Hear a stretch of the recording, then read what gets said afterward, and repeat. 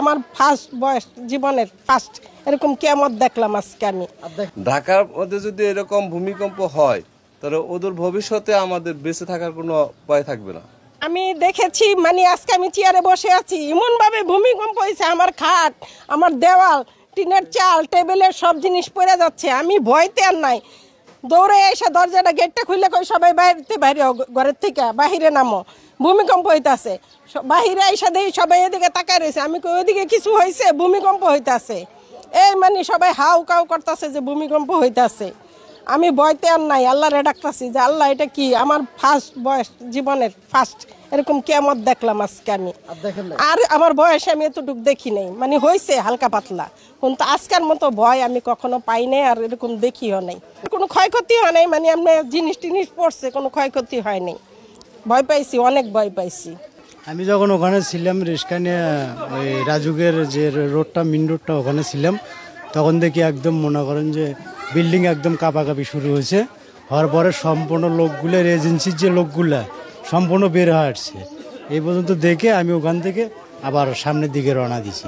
আমি ছিলাম হলো রিক্সার মধ্যে, হঠাৎ দেখি চতুর্দিকে মানুষ আতঙ্ক ছড়াছড়ি করতেছে এবং বিকট একটা শব্দ আসলো।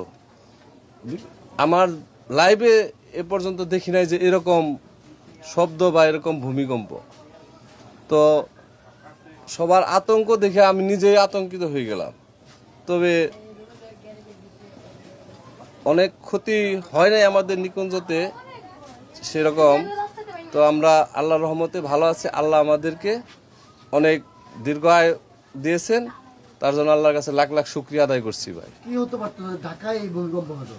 ঢাকার মধ্যে যদি এরকম ভূমিকম্প হয় তাহলে ওদের ভবিষ্যতে আমাদের বেঁচে থাকার কোনো উপায় থাকবে না। যখন ভূমিকম্প হয়েছে আশেপাশের সমস্ত লোকজন এবং যারা ছিল পার্শ্ববর্তী এবং বিল্ডিংয়ে যারা ছিল, আমি অবশ্যই ঘুমন্ত অবস্থায় ছিলাম। সে জায়গাতে দেখছি যে তখন আর কি সবাই লাফ দিয়ে নিচে নামতেছে এবং বাচ্চা টাচ্চা সব কান্নারত অবস্থায় সবাই নিচে নামছে এবং আশেপাশে সবাই যে লোকজন ছিল রাস্তাঘাটে দৌড়ে এসে আর কি সবাই আতঙ্কিত এবং হুলস্থুল করতেছিল। আমি ভিতরে গেছিলাম পানি বসাইতে, তখন দেখি কি ফ্লোর পুরো কাঁপতাছে। পরে খুব খারাপ অবস্থা ছিল, পরে বাইরে আসলাম, বাইরে এসে মানুষজন সবাইকে বললাম যে বাইরে আসেন, ভূমিকম্প হইতাছে। এই ভূমিকম্পের সময় শুয়েছিলাম, শুয়ে আমি একটা তসবিহ নিয়ে, শুক্রবার তো ছোট ছোট দরুদ শরীফ পড়তেছিলাম, ফ্যানের দিকে তাকিয়ে রয়েছি, হঠাৎ দেখতে পেলাম এই খটখট খটখট খটখট প্রায় 8 থেকে 10 সেকেন্ড এরকম একটা সাউন্ড হলো। আমি লাফ দিয়ে উঠে বললাম, উঠে দেখি আশেপাশে সকলে চিল্লাচিল্লি করতেছে। পরে আমি দরজাটা বন্ধ ছিল অবশ্য, পরে বের হয়ে দেখি যে সবাই দৌড়াদৌড়ি করতেছে। এই অবস্থায় আতঙ্কের মধ্যে ছিল সবাই আর কি। হ্যাঁ, তাহলে তো একটা বড় ধরনের একটা ক্ষতি হতো, যেহেতু এখানে বড় বড় বিল্ডিং রয়েছে, এখানে ঘনবসতিপূর্ণ এলাকা, এখানে আল্লাহ পাক যা করেন ভালো করেন, কিন্তু আসলে বড় ধরনের একটা ক্ষতি হতে পারতো যদি আরো কিছুক্ষণ স্থায়ী হতো আমার মনে হয়। ঢাকা শহরে আমি দেখি নাই এরকম। আমি আসলে গোছের দোকানে ছিলাম, যখন গোছ কিনতেছিলাম, এই গোছের সামনে হঠাৎ করে দেখলাম কি বিকট আওয়াজ হইলো। তখন ওই গোছের দোকানেরই একটা ফিলের ফাটল দিছিল।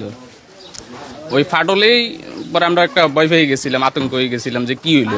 ওই যে ফিলেরটা যখন ফাটল দিছিল তখন একটা মোটামুটি একটা ভালো বিকটে আওয়াজ হইলো যে কিছু একটা হইতেছে। তখন দেখলাম যে না, মাটি কাঁপতেছে। আমি খিলক্ষেত বাজার ব্রিজের নিচে ছিলাম ওই সময়টা, তো বসে মাত্র 4 দোকান 4 অর্ডার দিব, এমন একটা ঝাঁকি দিল। আল্লাহর অশেষ অশেষ মেহেরবান, সেইখান থেকে আমরা আল্লাহ পাককে মুক্ত করেছি। ব্রিজের নিচে যত কাঁচামালের দোকান ছিলেন সবাই বেরিয়ে এলোমেলো সব দিকে দূরে বেরিয়ে গেল। তো যেখানে 10 তলা বিল্ডিংটা মালেক মাথা পড়ে, আমি ভাবছিলাম যে এটা ভেঙে উপরে পড়বে কিনা। তো আসলে আল্লাহ পাক সেখান থেকে আমাদেরকে রক্ষা করেছে। আর নিচে যে লোকগুলো ছিলেন কাঁচামালের দোকানগুলো সবাই চারদিকে বেরিয়ে দৌড়াদৌড়ি করে চলে গেল। আসলেই সবাই আল্লাহ পাকের অশেষ মেহেরবান বাঁচিয়েছেন আর কি। এরকম বিপদ থেকে যেন আল্লাহ পাক আমাদেরকে রক্ষা করে।